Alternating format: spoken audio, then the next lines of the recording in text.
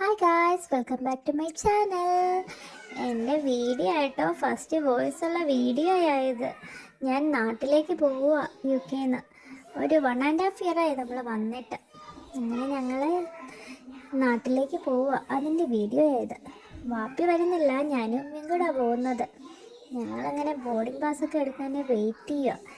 ചെക്കിനൊക്കെ കഴിഞ്ഞ് hand bag ഞാൻ എടുത്തോളാം ഉമ്മീന്നും പറഞ്ഞ് ഞാൻ നടക്കുക. പക്ഷെ എന്നെ കൊണ്ട് ഇടയ്ക്ക് പറ്റുന്നില്ല. പിന്നെ ഉമ്മി എന്നെ ഹെൽപ്പ് ചെയ്തു. അങ്ങനെ ബോർഡിംഗ് പാസ്സൊക്കെ കിട്ടി. ഞങ്ങൾ വെയിറ്റിംഗ് ആണ്.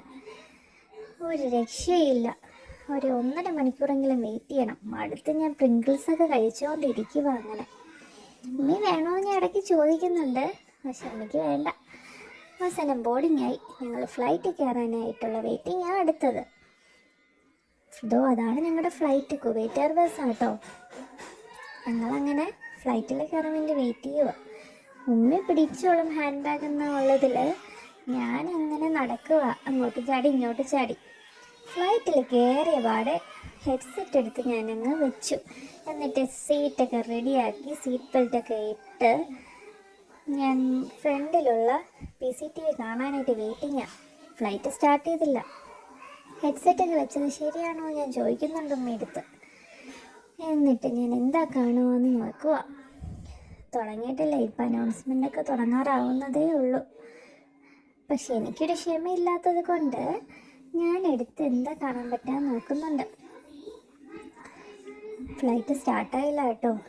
ജസ്റ്റ് ഞാൻ തുടങ്ങി എന്തെങ്കിലുമൊക്കെ കണ്ടുകൊണ്ടിരിക്കുക. പിന്നെ പെപ്പ പിഗ് വന്നു. നമ്മുടെ ഫേവറേറ്റ് ആണല്ലോ, അതും കാണാം. ഉമ്മ പഴയ ഒരു ഷാറൂഖിൻ്റെ ഹിന്ദി ഫിലിം കണ്ടുകൊണ്ടിരിക്കുക. നല്ല വ്യൂ ആയിട്ടോ. ജസ്റ്റ് സ്റ്റാർട്ടായതേ ഉള്ളൂ. മേഘങ്ങളുടെ ഇടയിലൂടെയൊക്കെ പോവാ. നല്ല അടിപൊളി ഫീലായിരുന്നു. മെനു വന്നപ്പോഴത്തേക്ക് എനിക്ക് ഹാപ്പിയായി. ലാംബ് ബിരിയാണിക്ക് ഓർഡർ ചെയ്യാമെന്നുള്ള ചിരിക്കുമായിരുന്നു. അതാണ് സാധാരണ എന്നുള്ള രീതിയിലാണ് ഞങ്ങൾ വിചാരിച്ചത്. അപ്പോൾ ഫുഡ് മെനുവും തന്നിട്ട് അവരങ്ങ് പോയി. ഞാൻ കളറിങ് തന്നെ. ഞാൻ ഇതിനായിട്ട് കളറിങ് ബുക്കും കളർ പെൻസിലൊക്കെ ആയിട്ട് പാക്ക് ചെയ്ത് വന്നിട്ടുണ്ടായിരുന്നു.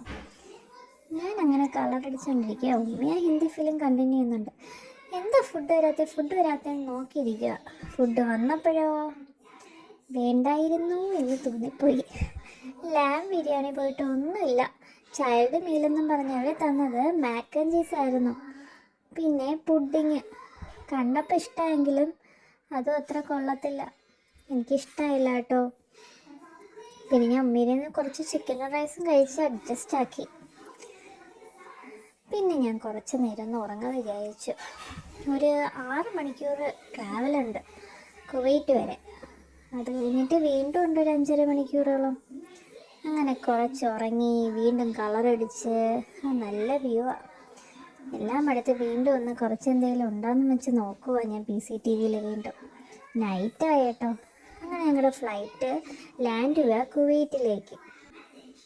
അങ്ങനെ ഞങ്ങൾ കുവൈറ്റിലേക്ക് ഇറങ്ങുവാണ്. ഇനി ഇവിടെ നിന്ന് അടുത്ത ഫ്ലൈറ്റ് പിടിക്കണം ട്രിവാൻഡ്രത്തേക്ക്. എന്നാലും കുഴപ്പമില്ല, ഇനി ഒരു 5 മണിക്കൂർ വെയിറ്റിങ്ങേ ഉള്ളൂ. അങ്ങനെ ഞങ്ങൾ ട്രാൻസ്ഫർ ഫ്ലൈറ്റിനായിട്ട് ഉള്ള ക്യൂ ആണിത്. കുറച്ച് ക്യൂ ഉണ്ട് കേട്ടോ.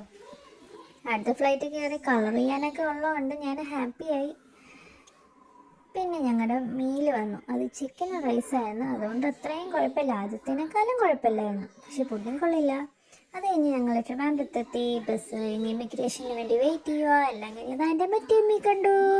കണ്ടപാടെ മറ്റേമ്മി ഹാപ്പി, ഞാനും ഹാപ്പി. അങ്ങനെ ഞങ്ങൾ നാട്ടിലെത്തി ഇട്ട കൂട്ടുകാരെ. ഇനി ഇവിടെയുള്ള വിശേഷം കാണാമല്ലോ. എൻ്റെ കിച്ചൻ മമ്മ എനിക്ക് റോസ് തന്നെ.